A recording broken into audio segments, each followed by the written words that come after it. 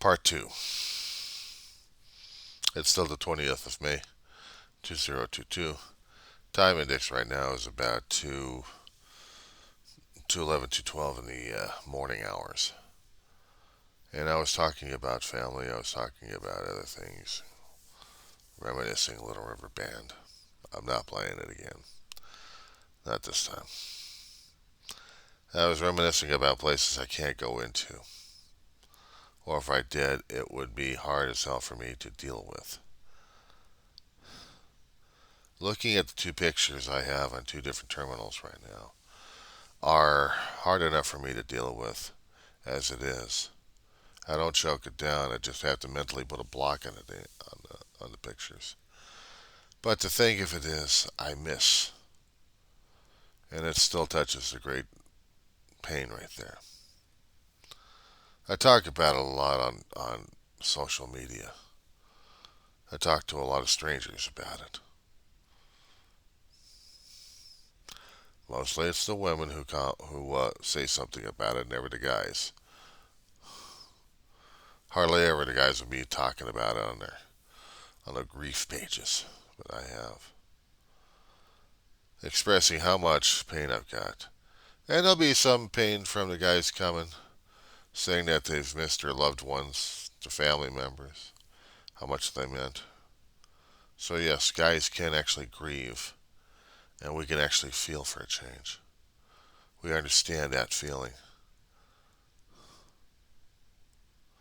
We understand loss. Having a hole tear apart us. Mostly it would be for the wives or sisters or anything else like that, but somebody close to us. For me, it was my mother and my brother. All the family I wanted.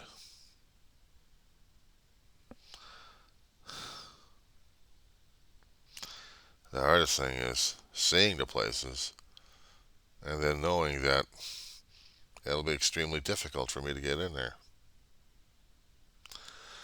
I have the memories of places that I used to go to, Sacramento Valley, that I can't no more. Shut down, closed off, gone away. But there were good memories, if I have them in pictures, buried somewhere.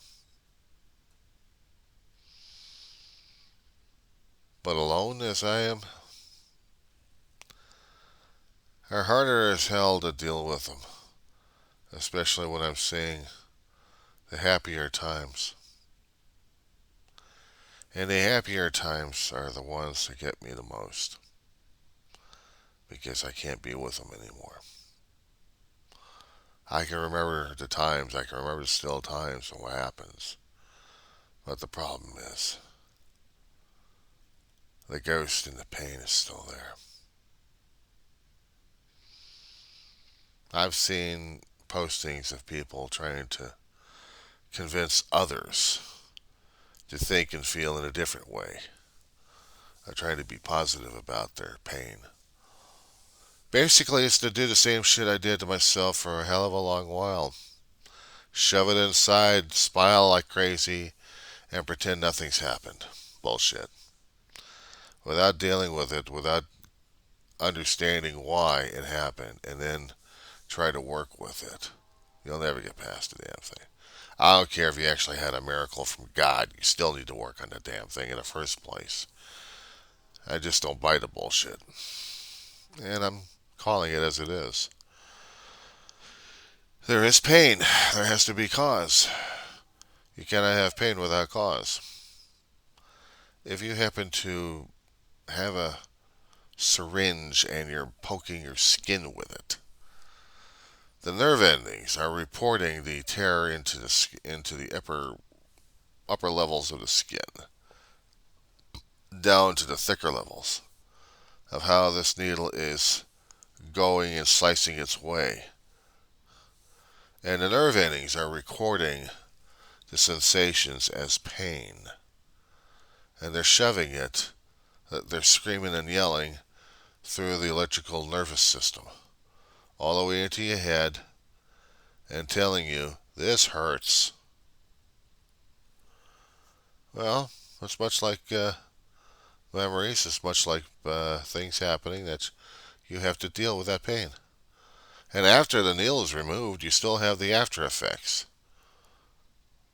I mean, you still have the tear, and the tear is still wringing out the pain throughout your system that you know you had the incident. You had the incident, but your body cannot release the damn pain. It cannot relax because everything had been put into a red alert situation where you are tense all throughout your body. You're in a fight or flight mode. Now, I've been reading some things concerning about what the shrinks and everyone else has been saying, and I can't agree with some of those other people saying that you need to do this, you need, and I'm sorry to say it, but bullshit. I recover on my own. I recover at my own pace. I talk about it in the way I talk about it. I talk about it in the grossest language possible. The language of pain. Cursing and cussing my ass off left and right. If I have to, I have to. If I need to, I need to. When I had my chest operated on to save my ass, at the age of 4 years old, and they repaired the job. Of course, you died 3 times, come back to life. And it's a hell of a psychological crap on you. But in order to close things off, instead of sewing the damn thing up, they stapled. There are techniques out there that they use and mechanisms that they use, including stapling the skin. It hurts. It even hurts when they take the damn shit out. And I can't deal with that. And the thing of it is, I don't like dealing with it. Especially when I had a PD cardiologist taking the staples out with a staple removal. And I'm screaming and yelling every epitaph I know, and even worse. Scream and freaking out my mother because she thinks I'm supposed to be so brave, and yet this is the body reacting to the pain by telling the outside world this hurts. My body was reacting to psychological stresses, but mostly the physiological stresses that it was undergoing, and it had to express it in one way or another.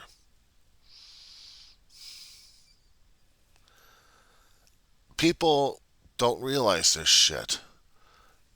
They don't think. When you're clear-headed enough, you get to think about stuff like this. Why are you reacting? Why are you fighting? I'm fighting mad because I'm in pain, I'm in agony, and I can't deal with what you're dealing with. I'm not buying the crap that you're telling me. So therefore, I'm telling you to fuck off and leave me the fuck alone. I think your advice is bullshit. Now, if I think the advice is worthy enough, then I'll be able to react in a way I can. But after that, forget it. Forget it. I'm not dealing with that kind of bullshit. I've got enough crap right now on me as it is. But I have to deal with it. I have to learn how to work with it. Doesn't work that way. At least not in my case. I'm not talking about somebody else's. I don't care about how they're dealing with their pain and their agony and their soul searching. I'm talking about my own. This is the reason why I do the channels on me. Not somebody else, me. How I'm working on it, what I'm doing about it. Am I getting quote unquote better? I'm not getting better. I'm not getting worse. I'm surviving. That's the thing. If I can just deal and work with the pain as it is, then I'll just hope that mentally I could try numbing it a little bit where I can deal with it. The mental stuff I can try numbing it. But when it comes down to physiological, that's a different story altogether. It's called being dependent upon Tylenol at this point over here to get rid of some of the physical ailments, especially trying to break the edge of the pain. And there's usually causes for that as well. But you can't use a pain pill, and you can't use some kind of blood pressure monitor to elevate the source of the pain. It just only, you're just treating the symptom, but you're not attacking the problem. That's why I don't trust doctors in hospitals and shrinks and stuff. They want me to do medications on them. I don't want to do medications on them. I want to attack them. If I'm going to be dealing with my pain, I'm going to be dealing with my pain. If I'm going to get pissed off about it, I'm going to get pissed off about it. Why do you need to get pissed off about it? Why can't you just let it go? You got a toothache inside your mouth right now. This is physical pain driving you crazy. And you can't get rid of it until you get an appointment with a dentist. And what happens if you can't get an appointment with a dentist? It's going to constantly drive you crazy, right? But you want people to say, just let go of the pain.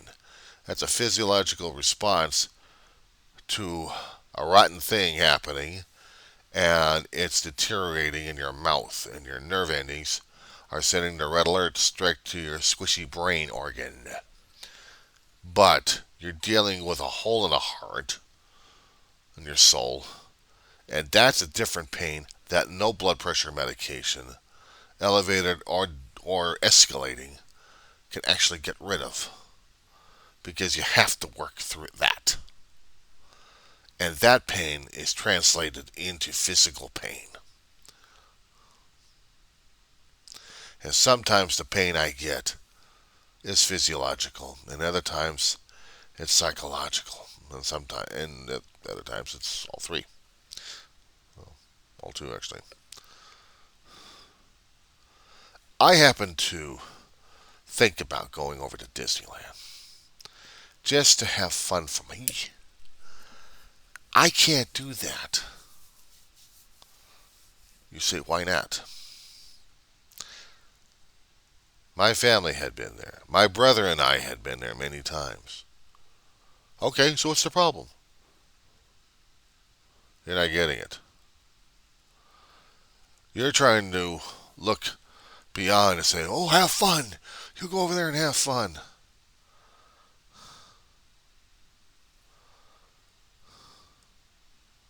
Do you have fun in a graveyard? Do you have fun in a cemetery? Do you actually play ball or catch or frisbee or some kind of activity? You're desecrating something that feels like a damn something just walked over your grave. That's how it is. Now, when I went over to Universal Studios, um, the year after David passed away, it took me several months to get to a point. I went back to Universal Studios and expecting the walk on the grave, and I didn't. But there was a difference in the situation. My brother used to work there in different areas as a security guard, both on lot and in studio and production. So he used to, back. He was in the background. I'm in the foreground. I'm dealing with customer service, but at different times. One specific time that my brother wasn't there, and I didn't feel him there. I felt me there. Me. Because I worked there. I made an impression there. At least in me. And it was a former workplace. And former workplaces kind of feel like you're walking on a grave. You've already buried yourself in there. But I didn't feel all that much. I didn't feel it. So I was able to let go and enjoy. because I worked there and I enjoyed it.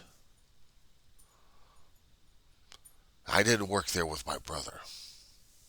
I didn't have fun there with. Actually, I did have fun there with my brother, but we didn't work there at the same time. The Disneyland, the Big D. A few times we brought Ma over, but for several years for New Year's celebration, my brother and I would go over there and raise holy Cain. We had fun.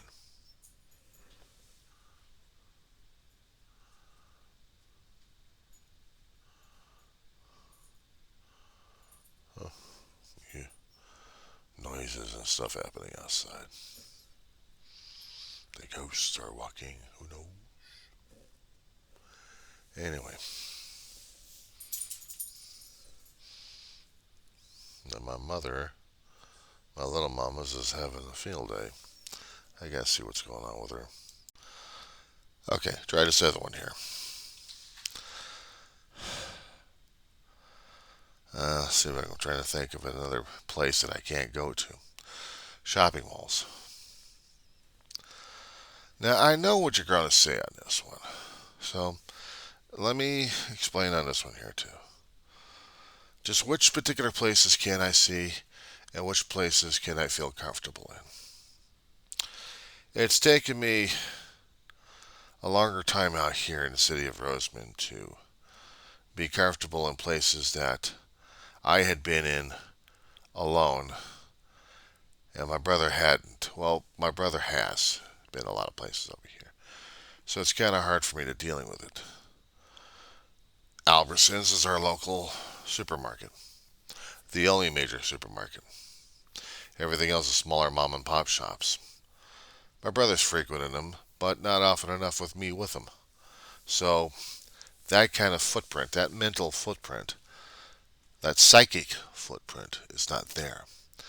But going to Albertsons, it's unavoidable because I've shopped there for my own food and I felt him in there on some occasions. We'd done a lot of shopping in our youth, in our growing up. A lot of stores, and this was one of them. But we need food. Well, I need food anyway, so for right now. So I had to do, you know, go in there, get the stuff, and get out. But not have a conniption fit, not have a panic attack or a seizure of any kind. And the same thing happens with McDonald's. My brother and I have been in there a few times. A few times, yeah, we've been in there several times to eat. We hadn't eaten enough times in Jack in the Box to leave a real psychic impression. But there's this one cafe called Wayside along Sierra Highway, right in our town. My brother ate there many times. So have I. I hardly ever go there. Yes, because of that. My brother and I hadn't been over to the Mexican restaurant that we have by the house, but we've ordered. I haven't been over there in a hell of a long while. Or to the Oriental place that serves Thai food. That's another place that has the psych. Fast Trip's another place, but I go there frequently enough that I'm trying not to freak myself out about it.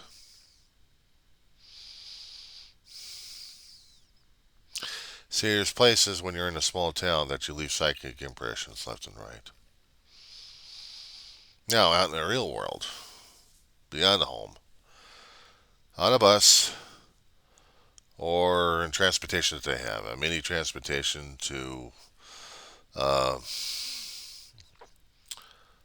another bus, an express bus that would go between towns and cities and stuff. So I don't feel that there. I've been on it too many times myself, alone, without my brother. that I didn't feel the psychic impression in there sometimes. It didn't freak me out as much. And I get off and I'm at different locations. I could be over at the Antelope Valley Community College in Lancaster and feel home. I can breathe. I can breathe in a classroom. I can breathe in a cafeteria, in a computer lab. I felt home for a while. My brother wasn't there. That was my place, home. So, commercial. Let's just say if I had something I wanted to do, like a movie. If I'd been in that particular movie theater with my brother, probably left a psychic impression somehow or some kind of impression on me. But if I'd been in that particular area many times without my brother, then that's a different story altogether. Problem is, there are certain portions of Lancaster and Palmdale that leaves the impression all over the damn place. So I still have a problem with a few areas. Drive by it, I could feel maybe an image or something like that. Something to haunt me a little bit. I can go to a movie theater that I hadn't been to ever and know that my brother hadn't been there either because he would have talked about it. We would have gone there, but we didn't. There's a mall bordering between Lancaster and Palmdale, or close to it anyway. And it's the Antelope Valley Mall. My mother's been through it. My brother's been through it. I've been through it. That's out of area territory. That's taboo. And the area that they're in is taboo because besides working in the area, and it leaves me with the workers' comp situation going on of a nightmare, I'd had PT flare ups like crazy in that area. And not just dealing with the psychic impression of my mother and my brother in the area. I mean, that whole area is a hot zone for me. Getting on board a Metrolink train by myself, if I did that again, there would have to be a solid reason for me leaving the valley, the Antelope Valley, to get downtown or to get somewhere else. Get myself out of my comfort zone. Because I've been on it a few times with my brother. There's a little bit of a psychic energy in there. There's a bit of an impression. There's something sticking in my head regarding it. So, shaking your heads on this one?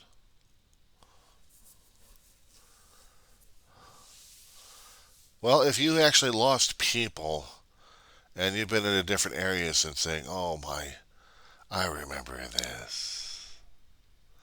We did this and we did that. I remember. I'm sorry. I'm kind of like the opposite over here. I'm getting antsy. I'm getting upset here. My blood pressure is rising right now as it is, and I'm feeling it. I'm getting nervous. Why am I doing this? Why am I talking about this? This is taboo. Of course, a psychologist or behavioral therapist will probably say, now, why do you consider it taboo?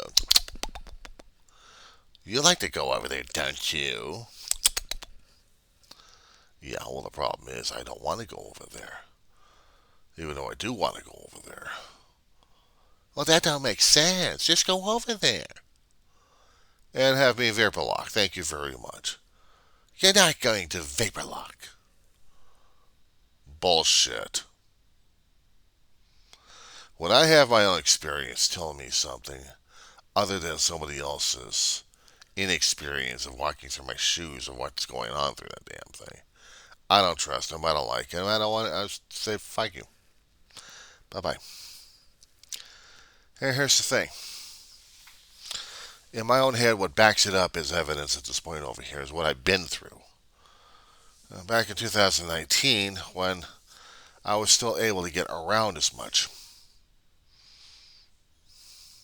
and trying to not deal with the pain because it was still trying to excruciate me and I'm still dealing with the shock. My brother's gone and I still have to live. And I wanted to get a book. I wanted to see what a bookstore was like again because I wanted to go over there. But I knew that the areas I was going in were hot zones. I used to work for Walmart on 10th Street, right by the 14 freeway.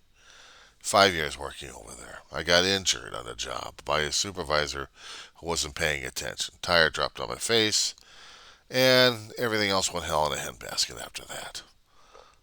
So I felt like they tried to murder me without even apologizing or anything. Just kicked my ass out of there.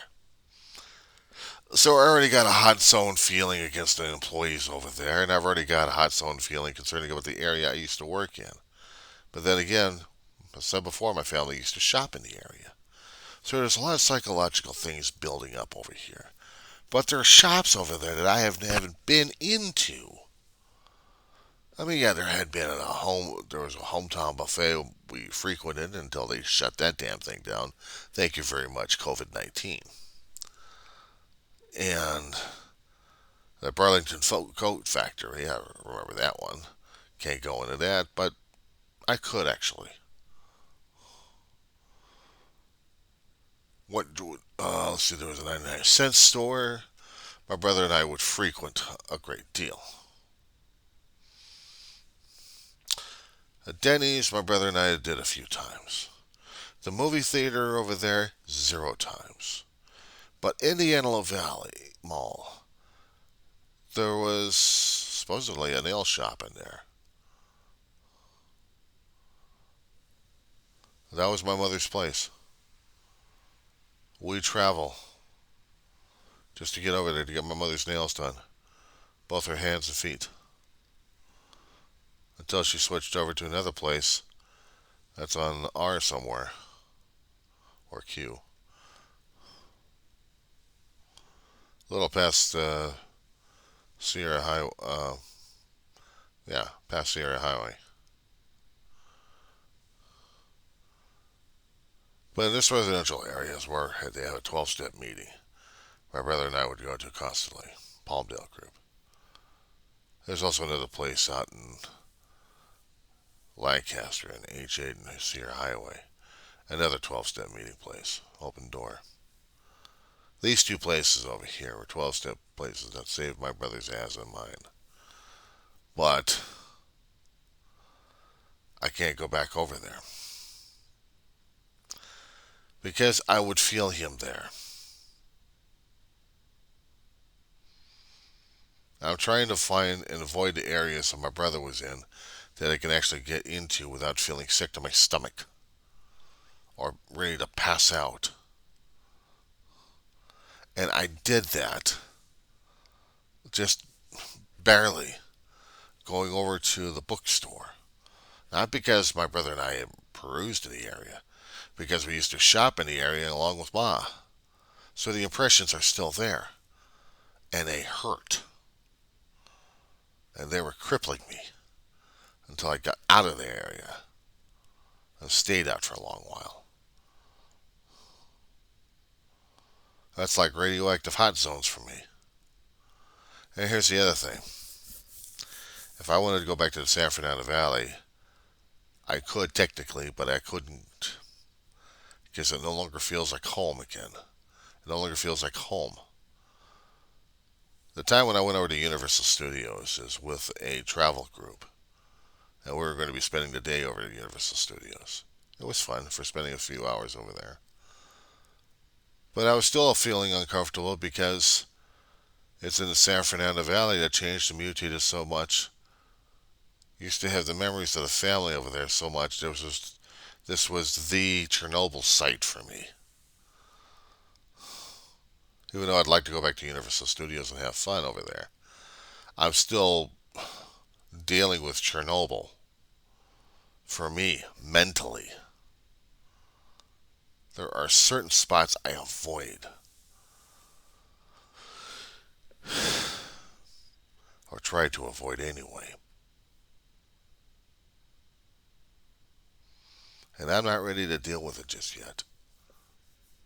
Talking about it probably helps, unless I'm going to start feeling the pressure again where I need to go back to sleep and pray I don't have a nightmare over the damn thing. I had friends of mine trying to tell me, why don't you get out of the house? Why don't you get out of the house? Oh, I'd love to get out of the house. I'd love to go to an area that I haven't been nuked yet. I haven't been fried in nuclear energy, causing from my own damn fears and phobias and feelings and everything else. Thank you very much. You can't turn the damn thing off either. You have to work with it. You got to deal with it. You got to deal with the past. The past is like the damn ghosts. There's got to be some way to dispel them or even trap them or to get rid of them so you can start breathing for a change. And I haven't been able to, not for a long while. This is why I'm going crazy on this shit. This is why I'm talking about it. I have to talk about it. I have to put this out here. I have to put that information out there to help me. Help me. And maybe in a way, it's going to help somebody else out because they're going to be feeling the same damn shit I am. And say, this guy gets me! Yeah. Because I've been walking in the same pathway, in the same damn shoes, thank you very much.